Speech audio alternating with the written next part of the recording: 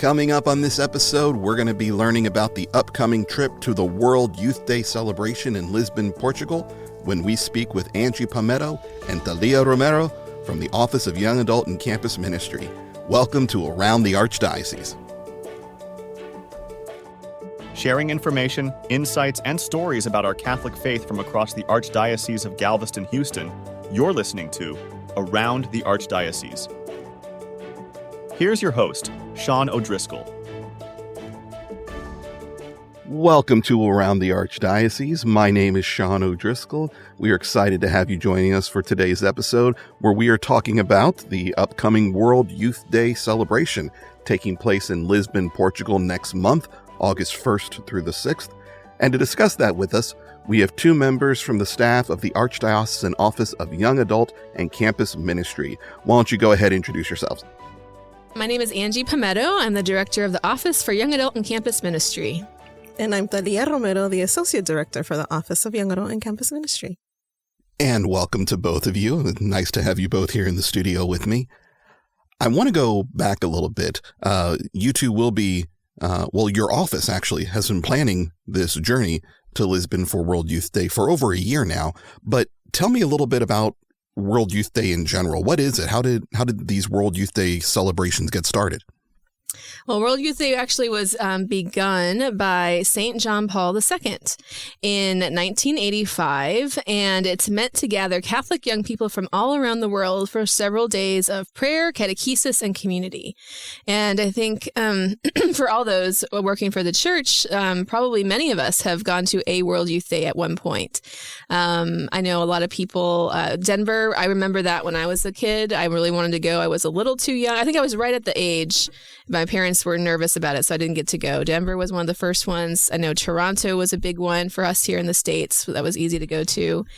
Sydney was a fun one. I mean, there's just been so many different places that the World Youth Day event has gone. And so many people have stories of where World Youth Day has been played a part in their faith journey.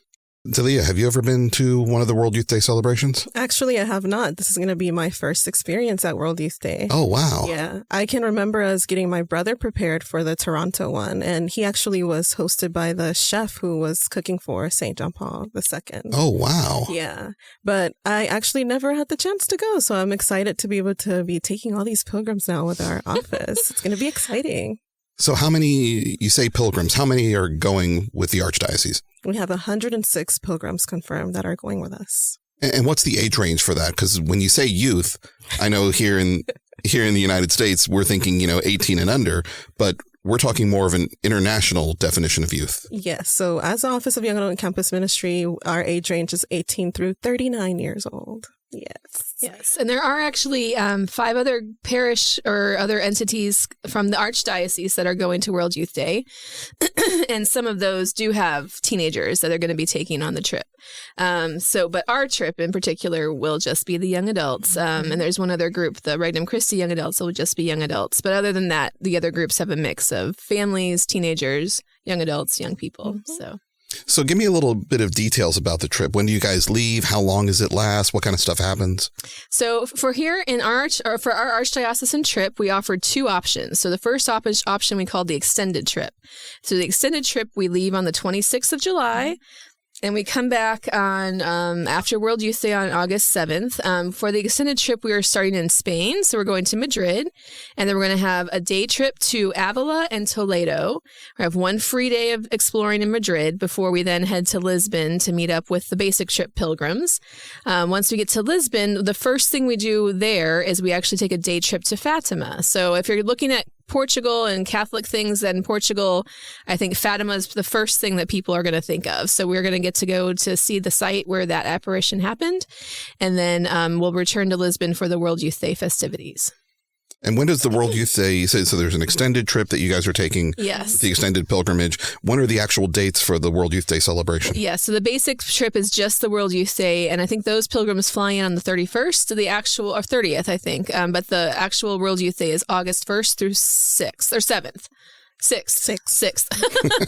You do know when you're coming back, right, Angie? Yes, yeah. So tell me a little more about what actually happens there. To have all these pilgrims present, I mean, is it just 5 days of mass and parties, or, what exactly is taking place during this time? But you're looking at Thalia, but do you have any guess? Or I know we have some catechesis sessions, yes. But I think you know more about it than I do since I haven't been. Yes. So the morning catechesis every day, that's a whole, it's 9 to noon or something like that, usually, where you have mass, you'll have a talk of some sort, and they bring in all the different great Catholic speakers from all around the country, all around the globe. So, I mean, you think of all the famous Catholics, all the fangirl people that we go crazy for. Matt Marr, Matt Fradd, Father Mike Schmitz. I mean, they're all probably going to be there. So we're going to, find them and hopefully get to encounter all those folks. So they'll be the ones kind of giving the talks and things. We'll also have some prayer. I think this year with Pope Francis, he's encouraging a listening session of some sort. So that synodality is going to play a piece in the catechesis sessions, which I think is going to be interesting to see. That's going to be a new piece that I haven't encountered before. So that's the mornings. The afternoons are free, or at least there's nothing scheduled. And the idea is that those pilgrims are going to go explore Lisbon. They're going to see different sites in the city, encounter different people, meet other young adults from around, or young people from around the world. There's also confession available. So there's something called the City of Joy, which you got to see some of that, right? The preparations for that, because Thalia actually got to go to Lisbon in February to do the prep trip. So what was that? Because what do you know about the City of Joy? Yeah, so we actually visited the headquarters of World Youth Day, and we met there and went through all the little rooms they had, and one of them was the confessionals that they were working on, and it was a prototype that they were going to be using for World Youth Day. So it was really cool to be able to meet with Sebastian, I remember his name, and seeing all the preparation they've been doing. And they have a beautiful room chapel where they have different relics of all the saints that are the saints of World Youth Day. So it's just beautiful to see that, walking up the staircase, and they have all the pictures of these saints as well. But in this chapel, they have the relics of the saints too. So it's just beautiful to be able to experience that before World Youth Day. And aside from that, I had the experience of going with Verso, who's a pilgrimage company that we're going with, and went through visiting the hotels that we might stay at. And I got to go to Fatima. This is the first time I actually was going to Europe too. So it was by myself. I went to Fatima and with Verso, and I was able to experience the beautiful shrine that, that's there in Portugal.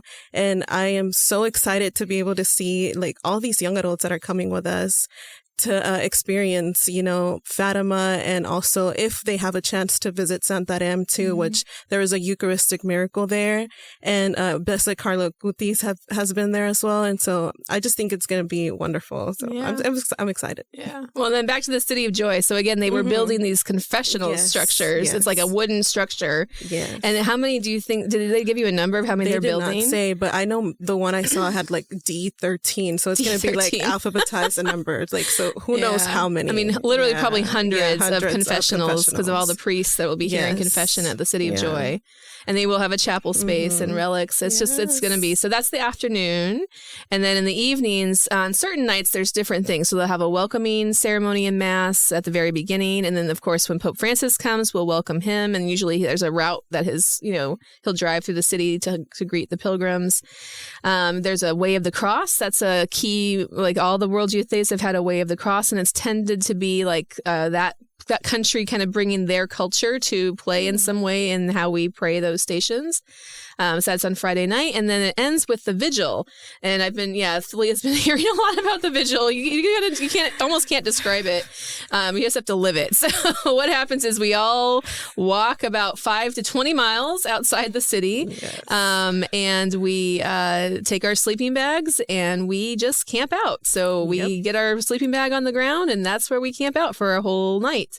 /day. So we get settled there, and then that evening there's a Eucharistic adoration that leads into just sleeping overnight under the stars with 1 million pilgrims, and then the final morning on Sunday we have Mass with Pope Francis. So awesome. How many people are they expecting at this event? What's the latest estimates? I haven't heard the whole number. I did hear that there were more than 20,000 just from America. And I'm guessing it'll be, because usually it's at least 1 million. I've heard this one might be one of the bigger ones in recent history. So Wow. It might even be pushing that million, I think. So yeah, I haven't heard those numbers recently. So yeah, but What is the hope for the young adults who are attending? I mean, what do you hope that they get out of an experience like this? I hope that they're able to encounter Christ and all the others that are going to be there, to be able to see Jesus in every other pilgrim that will be there from around the world, and be able to experience what the universality of our church too. It's just beautiful. yeah. Well, because I got to go to World Youth Day in Madrid, and two of my key moments were just in kind of in that realization, right? To realize just the beauty of our Catholic faith, and that it is universal, that it extends beyond our little world here in Houston. And for me, like the vigil night, when I was in Madrid, we had this whole field full of, like I said, 1 million some pilgrims. So it's just crazy. And people are talking and playing Frisbee or kicking the soccer around or whatever. There was a big storm that night. Anyway, there was just a lot of chaos. But then as soon as, because they did adoration, as soon as they began Eucharistic adoration, that entire field was just silent. To realize that each and every person there, even if you were, a mile away from the Eucharist, you knew that was Jesus there, that was what was happening, and that everyone just shut up and we prayed. And to me, that was a really beautiful moment. And so to have moments like that, to be able to realize, I guess, yeah, it's living out this reality of the Eucharist in this year of the Eucharistic revival, right? To highlight that, to recognize just the universality, that it's the same faith that we teach and we live as an American, as someone from Portugal, as someone from Africa, as someone from Australia, wherever you're from, that there's this unity that brings us together. I think those are the things that I hope people can kind of come away with. Just, again, this appreciation of Christ in the Eucharist, an encounter with him, and then this appreciation also just for the beauty of our Catholic Church. So You keep referring to the participants as pilgrims.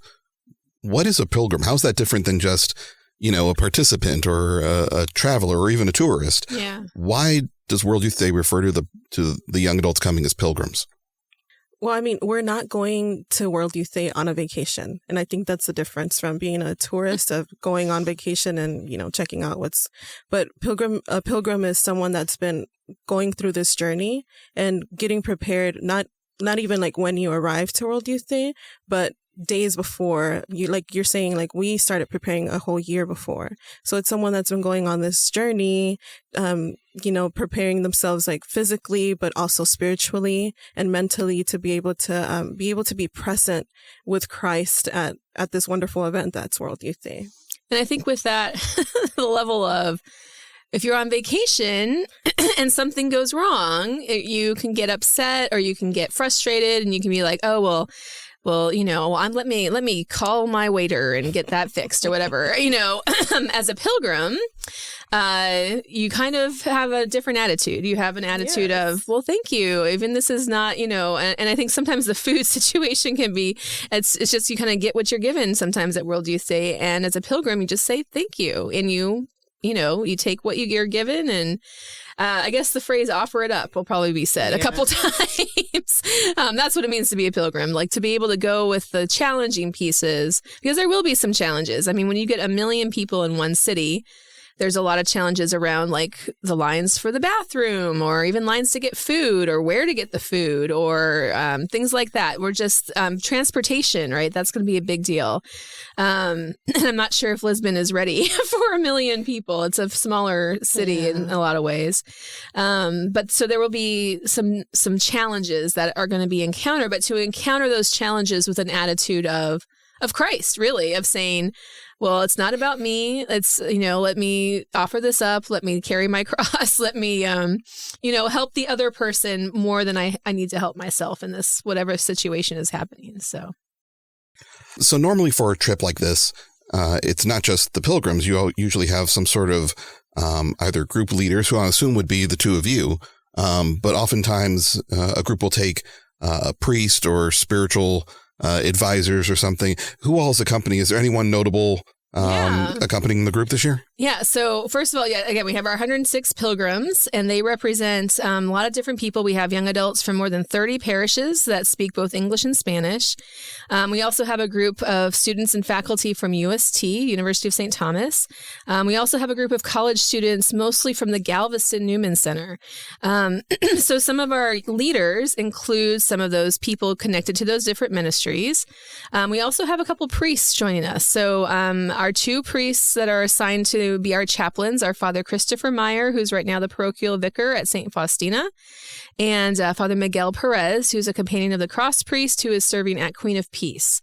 So those are the two that are going with us as chaplains. We also have a third priest, Father Rodrigo Ula Chavari from the Maryknoll Missionaries. He's the vocations promoter for them. And so he's joining us on the trip as well. So those three will be kind of our spiritual leaders through the journey. But we also do have a couple campus ministers who are going with us as leaders, and some other folks. We have two religious sisters from UST, Sister Maria Forsati and Sister Albert Marie, who both work at UST. They are from the Dominicans of the Mother of the Mary Mother of the Eucharist order. So really a great support system in terms of the leaders. And then what about, I know often the bishops will gather there as well. Are Cardinal or Bishop Italo going to be attending? Yeah, so Bishop Italo will be attending. He'll has a separate hotel situation, probably all for the I'm best. sure most of the bishops do. I know where it is. Oh, Thalia knows. But no, so he will be there in Lisbon, and we hope to be able to gather all the Houston pilgrims at some point to just be able to greet him and have him share with us his encounter with Christ, his witness, and his leadership, really. So we're hoping to get that set up. Wonderful. Yeah. And then one other local connection is, so when we go, we're going to be bringing a few gifts along with us for each of the pilgrims. There's a World Youth Day. Magnificat has put together a booklet that has all the prayers and things and the masses. So we bought that for our pilgrims. They'll get that. We also have a little tradable item. So that's one of the things people do. They trade, here's something from America, trade with someone from a different country. And then the last giveaway is these pilgrim rosaries, which is part of the ministry from Father David Michael Moses up at Christ the Good Shepherd right now.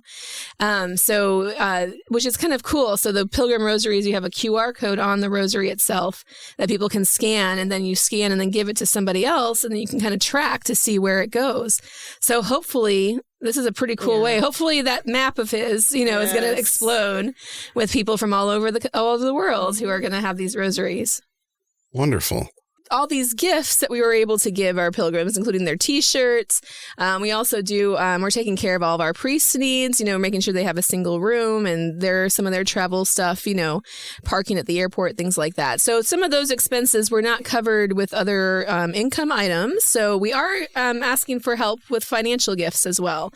So for anyone in the diocese who is excited to see our young people be able to encounter this universal church in this very unique way at World Youth Day, we are hoping that you will support us. So all the details are available online at archgh.org/WYD2023. And we do have the text to give as well. So you can just text the keyword WYD2023 to the number 41444 to make a financial gift and support our pilgrims. And we'll make sure we include all those links in the show notes for this episode. That'd be great. Thank you. So you have these 100+ young adults and young people going out for this amazing, obviously it's going to be an amazing experience. For some of them, this will be a once-in-a-lifetime event, to meet the Holy Father, to celebrate Mass with him, to experience the church on this, global scale. What do you hope they come back with? I mean, how is an event like this, thousands of miles away, what impact do you hope that this has on the local church here in Galveston-Houston? Just them experiencing that, coming back, maybe, even going there, they might have a couple questions that they're asking themselves, like discerning in their lives. And hopefully this experience will just hopefully answer some of those questions that they have. One, and also if they don't know what gifts they have, like what the Holy Spirit has in store for them, for this to be an experience for them to be able to just try to see what that is, what the Lord is calling them for, and to be able to come back here at their local church and just be an apostle on mission, right? Yeah. No, I really do. I haven't quite planned officially like what that will look like, but I do want to have some sort of after pilgrimage regathering of some sort, in the fall. Because I think the idea is really, it's the mystagogy, right? It's like the taking this experience and how do we then reflect and make sure that it doesn't just go just as one experience in the books and you're done. You want to have it have meaning in your life. You want to take it and do something with whatever has happened to these pilgrims as they experience this event. So we will do some sort of event like that. But I do want to say, I really do think that, as a natural outcome of all this, we should be seeing more young adults involved with their parish. We should be seeing more young adults involved as leaders of young adult ministry. We should be seeing more young adults coming into their parishes as catechists and Eucharistic ministry helpers, musicians, lectors, all those different things. We need the young people to be part of our church now. They're not a future young adult, this is not the future church. This is the now church. So hopefully as they come back, we want to see those faces continue to be active in our parishes. And I will say that many of the World Youth Days, through history, through the past, they come back with many calls of vocation. And that means lots of things. That means if you're called to the priesthood religious life, that's obviously a great one. If you're called to married life, I've seen a lot of couples come out of these in meetings, and you meet someone from get to know them a little bit deeper on a trip like this. You never know what God can do with that, but also just the vocation of the little v vocation of how do I serve him today? How do I serve him in my life now? And as she said, the Apostles on Mission, that will be in the fall. We have another program for that. But just ways to help them be able to see that God has a call for you now. You're not the church of tomorrow. You're the church of today. Yes. And to see that lived out in a new way here in Houston, it's going to be very exciting. So while you guys are on this amazing experience, I'm assuming we live in the age of social media. Everything is documented. There's always photos and comments and posts. Are you guys going to be kind of documenting your trip as you go through this experience? Yes, we will. You can follow us on our Instagram account. It's archgh.yacm, and we'll be posting stories and also daily posts throughout the whole World Youth Day days. So yeah, follow us. That sounds wonderful. And I know the Archdiocese is going to be sharing a lot of those posts on the larger Archdiocesan account. And we'll make sure, obviously, that we include the link to the Instagram feed in the show notes as well. Finally, I guess the last thing is those of us who are here at home. I know there's going to be news coverage of this event, obviously an event on this scale. Whenever the Pope does something like this, the news likes to cover it. So I know we'll be watching and following along, but what do you need from us? Whether it's prayers or you mentioned the financial support, we want to encourage people to please reach out and if any way you can to support this wonderful pilgrimage. But what else do you need from us right now? What can we do beyond the monetary donations to help? Yes, please keep us in your prayers because with anything like that, any awesome, faith-based event, I just think sometimes there is a real spiritual battle at hand here, I don't think the devil wants us to go have a great time at World Youth Day, and there will be many obstacles to get in the way of people having a great experience. So yeah, please do just keep us in your prayers, both for our spiritual safety, but also our physical safety. I mean, like I said, there's many physical demands and challenges to make sure we're all safe, to make sure the traveling can be a lot, to make sure all that goes well. Please I think the prayers are going to be the biggest thing, in addition to some finances. And we are going to do a commissioning mass with all of our pilgrims here in Houston. So that will be at the Cafe Catholica. The last one is July 24th. It's going to be at St. Anne's Church. And so all of our World Youth Day pilgrims will be invited to wear their World Youth Day t-shirts and come to Cafe Catholica. The mass will be celebrated by Father Miguel Perez, who's one of our chaplains, and he's going to do a little blessing for all the pilgrims. And that will be our kind of send-off. So we've got to have a moment to gather everyone for one last time before we then get on planes and go across the pond, as they say, to a lovely new adventure for World Youth Day. As you're looking forward to this upcoming trip, what are you most excited about? What are you most looking forward to personally? 1, encounter Christ, and 2, knowing that I have the responsibility of taking 106 pilgrims with us and having them encounter Christ as well. But I always remember as a teen, wanting to go to AYC, which is an Archdiocesan Youth Conference. And then it's like, okay, what else can I do? Like, I want everyone else to live what I just lived. And I went to NCYC, and it was like, oh, my church didn't go, but I went along with another parish that was an hour away, and I went, right? And so finally living this opportunity of going to World Youth Day, which is like NCYC or AYC times 1,000, it's just going to be incredible. I'm just looking forward to being there and being able to presence that with my local church, but with the whole church, the world. So, yeah. And what about for you, Angie? You said you've been multiple times before. Mm-hmm. So in your role as the director of the office and kind of overseeing, this whole experience for these pilgrims, what are you personally looking forward to for this trip? Well, I will say as a leader, like I'm trying to set my expectations low because I don't want to go in saying I have to see this or this or this or this in Lisbon, because I know that my responsibility really will be to care for the people that scrape their knee or whatever else. I want to make myself available to respond to the needs of our pilgrims as needed. So I've already set my bar low there. However, I think my hope, and I think I've only been in Houston for 5 years. I've worked in ministry in Indianapolis and Virginia. I grew up in Iowa.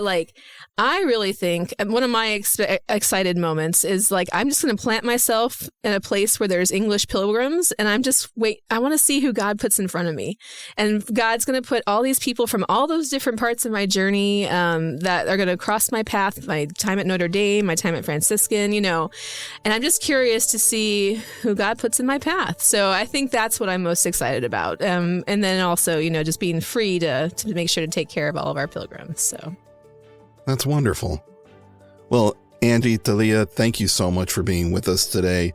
We want to ask all of our listeners, if you want to get involved, if you want to offer financial assistance to those traveling, you can find all that information online on our website, archgh.org/WYD 2023. And we're going to go ahead and put that link in the show notes for this episode. We also want to ask all of our listeners, whenever you're hearing this episode, I don't know when you're going to hear it or when it's going to get into your ears, but whenever you do, pause for a moment, take a second, and say a prayer for the pilgrims, for those in preparation, both from our Archdiocese and from all over the world, all the international travelers who will be joining our Holy Father for this amazing World Youth Day celebration. And of course, as always, if you want to learn more about the ministries and offices of the Archdiocese, you can visit us online at our website, archgh.org. That's archgh.org. Thanks for listening, and we'll see you next time here on Around the Archdiocese.